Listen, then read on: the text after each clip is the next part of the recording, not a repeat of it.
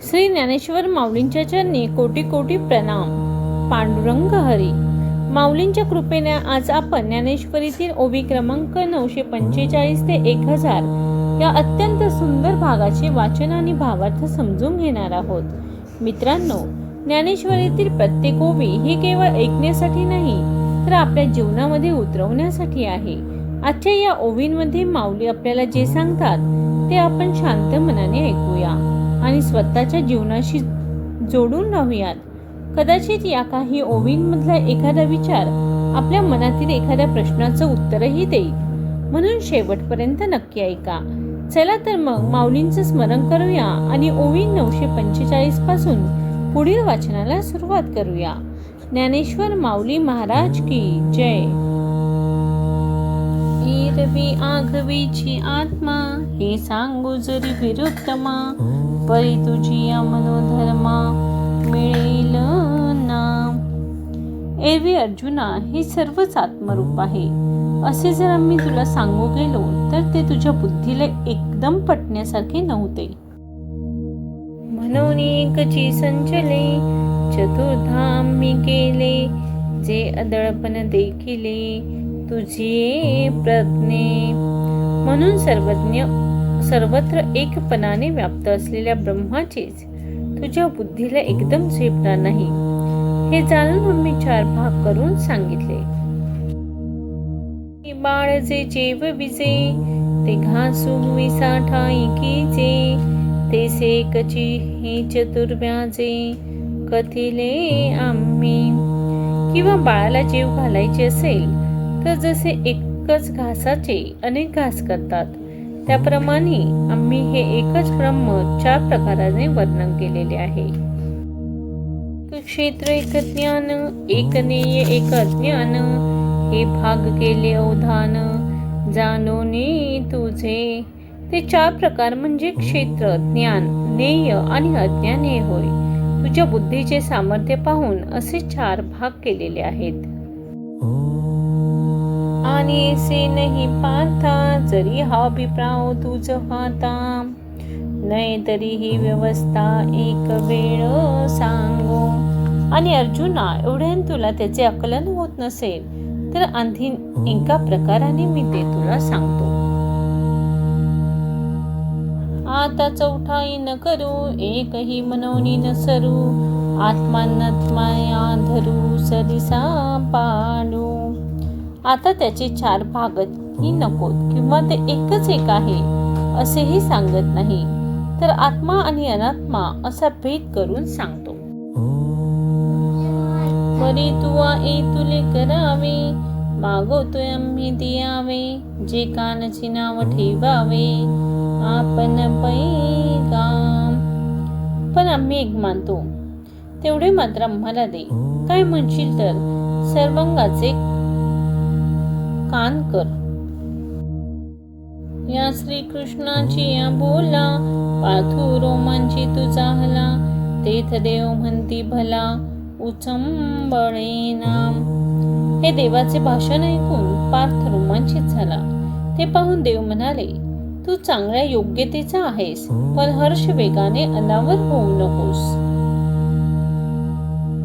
ऐसेनी तू येता वेगू, धरुनी मने श्रीरंगू, प्रकृती पुरुष विभागू परिसे सांगो.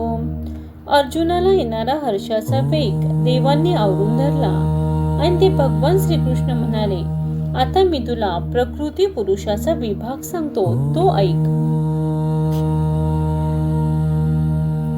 प्रकृती पुरुषंचैव विद्यनादि उभावपि, विकारश्व गुणाशैव विद्धी प्रकृती संभवान. प्रकृती आणि पुरुष दोन्ही अनादि म्हणजे कारण रहित आहेत असे जाण, आणि विकार आणि गुण हे प्रकृतीपासून उत्पन्न झालेले आहेत असे समज. जय मार्गा ते जगी सांख्य म्हणती योगी, जयाची भटी लागी मी कपिल जाहलो. या मार्गाला योगी लोक सांख्य मार्ग म्हणतात आणि सांख्य मार्गाचे वर्णन करण्यासाठी मी कपिल मुनी झालो होतो. तो ऐक निर्दोखू प्रकृती पुरुष विवेकू मने आदि पुरुषू अर्जुना ते. तो निर्दोष प्रकृती पुरुष विवेक श्रवणकर असे आदिपुरुष भगवान श्रीकृष्ण म्हणा. पुरुष नदी आधी आणि तिची लागुनी प्रकृती संसारीसी त्रिगुणाती दोन्ही जैसी. तर पुरुष हा अनादी आहे. दिवस आणि रात्र ही जशी एकमेकांना अखंड जोडलेली आहेत त्याप्रमाणे त्या अनादी पुरुषाला चिकटून आणि तेव्हापासून प्रकृती ही आहे म्हणून ती सुद्धा अनादी म्हणावी लागते. का रूप हे वाया परिरूपा लागली छाया निकन वाडे धनंजया कनेसी कोंडा. छाया ही रूप नसल्यामुळे व्यर्थ आहे खरी पण ती रूपाला चिटकलेली आहे. किंवा अर्जुना धान्य कणांबरोबर त्याला चिकटून आलेला कोंडा निकन जसा वाढतो. क्षेत्रे नेनावे जे सांगितले आघवे तेची येत जाणावे प्रकृती हे का. आम्ही ते प्रकृती म्हणून जिचे वर्णन करणार आहोत ते दुसरे काहीही नसून मागे क्षेत्र म्हणून जे वर्णन केलेले आहे तीच प्रकृती. आणि क्षेत्रज्ञ ऐसे जे या ते म्हणतले असे तो पुरुष हे अनारीसे न बोलोगे. इतके सांगितले की मागे क्षेत्रज्ञ म्हणून जो सांगितला तोच पुरुष होय हे निराळे सांगण्याची गरजच नाही. ये आनावे नावे परिनिरूप्य आनन हे लक्षण न चुकावे पुढती. ही नावे जरी वेगवेगळी असली तरी त्याचे निरूप्य अगर लक्ष हे वेगळे नाही हे तू इतपत नीट समजून घे. तरी केवळ जे सत्ता तो पुरुष उगा पंडसुता प्रकृती ते समजता क्रिया नाम. तर अर्जुना केवळ जी सत्ता अथवा अस्तित्व तो पुरुष होय आणि त्याच्या आधारावर होणाऱ्या या सगळ्या क्रिया ती प्रकृती आहे असे समज. बुद्धी इंद्रिय अंतकरण इत्यादी विकार भरण आणि ते तिन्ही गुण सत्वाधिक. बुद्धी इंद्रिये अंतकरण इत्यादी विकार जात आणि सत्व रज तम हे तिन्ही गुण. आगवाची मेळावा प्रकृतीचा हला जाणावा हेची हेतू संभवा कर्माची. या सर्वांनी मिळून प्रकृती बनली आहे आणि सर्व कर्माधिकाच्या उत्पत्तीलाही तीच कारणीभूत होते. तेथ इच्छा आणि बुद्धी कडवी अहंकारेसी आधी मग तिया लाविती वेधी कारणांच्या. तिच्यापासून इच्छा बुद्धी अहंकार प्रथम उत्पन्न झाली आणि त्यांनी इंद्रियांना आपापल्या कार्याच्या ठिकाणी प्रवृत्त केले. तेची कारण ठाकावया जे सूत्र धरणे उपाया तया नाव धनंजया कार्य पैंगाम. त्यांच्या प्राप्तीसाठी जे उपाय करावे लागतात त्याला अर्जुना कार्य असे म्हणतात. मनोनिधिनी जाना कार्य कर्तृत्व कारणा प्रकृती मूळ राणा सिद्धांचा म्हणे. मनन कार्य कर्तृत्व आणि कारण या तिघांचेही मूळ प्रकृती आहे असे सिद्धांचा राजा भगवान श्रीकृष्ण म्हणाले. एवतीहींची निसमवाई प्रकृती कर्मरूप होई परिजया गुन्हा वाढे त्राय त्याच सारखी. या तिघांच्या एकत्रितपणाने कार्यरूप होते परंतु ज्या गुणाचे अधिक्य असेल त्या गुणांप्रमाणे ती क्रिया घडत असते. जे सत्वगुणे अधिष्ठिजे ते सत्कर्म म्हणेजे रजोगुणे निफजे मध्यम ते. ज्या कर्माला मुख्यतः सत्वगुणाचे साह्य आहे ते सत्कर्म म्हणावे. रजोगुणाच्या मदतीने घडणारे ते मध्यम कर्म आहे. जे का केवळ तमे होती जे कर्मे निषिद्ध धर्मे जाणतीये. केवळ तमोगुणांपासून जी कर्म घडतात ती निषिद्ध अथवा अधर्म्य असतात. ऐसे निसंता संते कर्मे प्रस्फुटिस्तव होते तयापासून निर्वाळते सुख दुःख का. अशी बरी वाईट कर्म प्रकृतीमुळे घडतात आणि त्यापासून सुख दुःखाची प्राप्ती होते. असदी दुःख उपजे सत्कर्मी सुख निपजे तया दोहींचा बोलिजे भोगू पुरुषा. असत्कर्मापासून दुःख आणि सत्कर्मापासून सुख उत्पन्न होऊन त्या दोन्हींचा भोग त्या पुरुषामध्ये घडतो. सुख दुःखे जवरी निपजते साचोकारी त प्रकृती उद्यम करी पुरुष भोगी. जोपर्यंत सत्यत्वाने सुख दुःखाची उत्पत्ती होत असते तोपर्यंत तिचा व्यापार आणि पुरुषाला भोग घडत असतो. पुरुषाची कोळवडी सांगता असंगडी जो अंबुली जोडी अंबुला खाय. ही प्रकृती पुरुषाची भागीदारी इतकी चमत्कारिक आहे की सर्व गोष्टी या प्रकृतीने जोडाव्यात आणि पुरुषाने स्वस्थ बसून भोग मात्र घ्यावा. आंबुला आंबुली संगती ना सोये की आंबुली जगविजे जो जये का. आणि नवल ऐसे पहा की त्या प्रकृती आणि पुरुषाच्या कालत्रयी संग न घडता तिच्यापासून जगाची उत्पत्ती होते. अनंगुते पेधा निकवडानुसदा जिज्ञू अतिरुद्धा पासोनी रुद्ध. तो पुरुष ब्रह्म कसा आहे म्हणाल तर निराकार, नित्य, उदासीन, दरिद्री, ऐश्वर्यहीन, एकटा, एक, जीर्ण आणि सर्वांपेक्षा रुद्ध म्हणजे पुराणा असा आहे. तया आडनाव पुरुषो एरवी स्त्रीना नपुसको किंबहुना एकू निश्चयू नाही.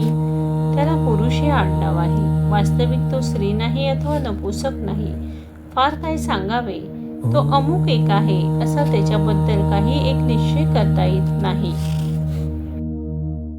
तो अचक्षु अश्रवणू अहस्तो अचरणू रूपनावर्णू नामाती.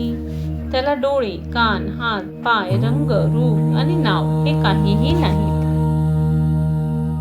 अर्जुना काहीची चेत नाही तो प्रकृतीचा भरता पाही की भोगणे सयाही सुख दुःखाचे.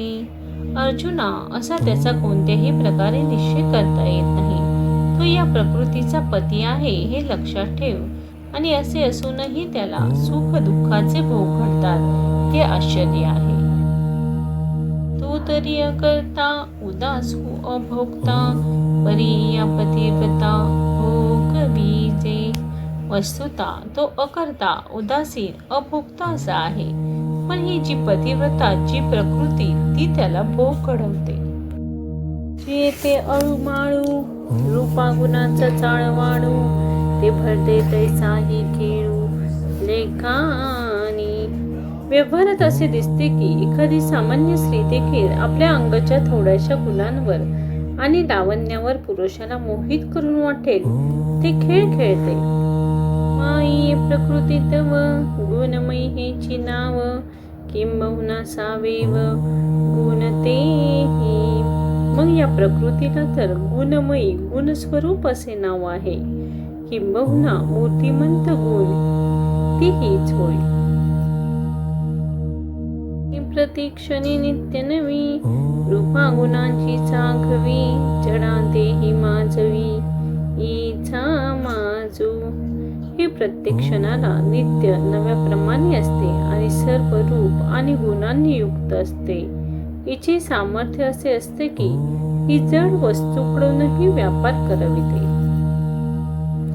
नामी प्रसिद्धे स्नेहोई असिग्ने इंद्रिय प्रबुद्धे येचीने. नामरूपादी प्रसिद्धी, ममत्वाची स्नेह आणि इंद्रियांची जागृती ही सर्व हिची कार्य आहेत. आई मन हे नपुंसक की ते भोगविती निलोक से अलौकिक करण्याचे. स्वतः मनाकडे पाहू जाता ते सामर्थ्यही नाही, पण ही त्याला त्रैलोक्याचा भोग घडवते अशी हिची लोकोत्तर करणे आहे. हे ब्रह्माचे महाद्वीप, हे व्याप्तीचे रूप, विकारोमप इया केले. ही प्रकृती म्हणजे ब्रह्माचे महान वसतिस्थान, सर्वव्यापक आणि अनेक विकारांचे उगमस्थान आहे. हे ब्रह्माचे कामाचे मांडवी, हे मोहवनीची माधवी, ये प्रसिद्धीची दैवी माया हे नाम. ही कामरूपी वेलीचा मांडव आणि मोहरूपी वनातील वसंत ऋतू असून दैवी नाव माया या नावाने प्रसिद्ध आहे. ही वाङ्मयाची वाढी, ही साखरपणाची जोडी, प्रपंचाची धाडी अभंग ही वाङ्मयाची उच्च शिखर असून हिच्यामुळे सर्व पदार्थ आकार धारण करू शकतात आणि अखंड प्रपंचाच्या गर्तेमध्ये गुंतवणारी तीच आहे. कळा इथून जाणिया, विद्या इच्छा केलिया, इच्छा जाण क्रिया वियारी. सर्व कलांची आणि विद्यांची उत्पत्ती तिच्यापासून झालेली असून इच्छा आणि ज्ञान यांचीही तीच जननी आहे. ही नादाची टाकसाळ, हे चमत्काराचे वेळाऊळ, किंबहुना सकळ खेळूचा. ही ध्वनीची टाकसाळ असून चमत्काराचे माहेरघर आहे. किंबहुना विश्वातील सर्व व्यापार हिचाच खेळ झालेला आहे. हे उत्पत्ती प्रलय होत, ती सायं प्रात, हे असो अद्भुत मोहन हे.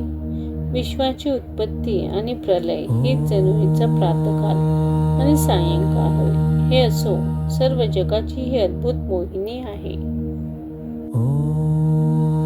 हे अद्वयाचे दुसरे, हे निसंगाचे सोय रे, हे निराळेसी घरे नांदत असे.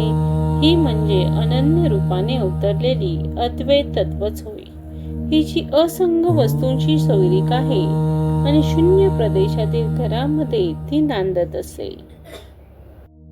येते तुलेवरी सौभाग्य व्याप्तीची थोरी, मनोनी दया आवरी अनावरांते. हिच्या सौभाग्याच्या व्याप्तीचा असा थोर महिमा असल्यामुळे ती अमर्याद आणि अपरिचिन्न अशा वस्तूलाही मर्यादा घालू शकते. तयाच्यात बठाई निपटून काहीची नाही, की तया घवेही आपणची होय. त्या असंग अद्वितीय वस्तूच्या ठिकाणी निखालस कसलाही संबंध संभवत नाही, परंतु ही प्रकृती ती वस्तू जणू आपणच आहोत अशी थाटाने नांदते. या स्वयंभाची संभूती, तया अमृताची मूर्ती, आपण होय स्थिती ठाओ तया. त्या नित्य सिद्धाला स्वयंभू जन्म, अमृताला आकार, स्थिती आणि आधाराला प्रकृती आपणच होते. मित्रांनो, आज आपण ओवी 945 ते 1000 इतका सुंदर भाग माऊलींच्या चरणी अर्पण करून ऐकलेला आहे. आजच्या या ओवींमधून एक गोष्ट मनामध्ये ठेवूया. ज्ञान फक्त ऐकायचे नाही, ते आपल्या आचरणात आणायचं आहे. माऊलींच्या प्रत्येक शब्दातून आपल्या जीवनाला दिशा मिळते. म्हणून आज ऐकलेल्या विचारांपैकी एक तरी विचार आपण आपल्या जीवनामध्ये आचरणात आणण्याचा संकल्प करूया. ज्यांच्या मनामध्ये चिंता आहे त्यांना माऊलींच्या चरणी शांती मिळो. ज्यांना मार्ग दिसत नाही त्यांना योग्य मार्ग मिळो आणि आपल्या सर्वांच्या घरामध्ये सुख, शांती आणि भक्ती नांदो. श्री ज्ञानेश्वर माऊलींची कृपा आपल्या सर्वांवरती सदैव राहो. पुढील भागामध्ये आपण पुन्हा माऊलींच्या ज्ञानेश्वरीतील पुढील ओवींमधून हा सुंदर ज्ञानप्रवास पुढे नेऊया. व्हिडिओ आवडला असेल तर लाईक, सबस्क्राईब आणि शेअर करा. धन्यवाद.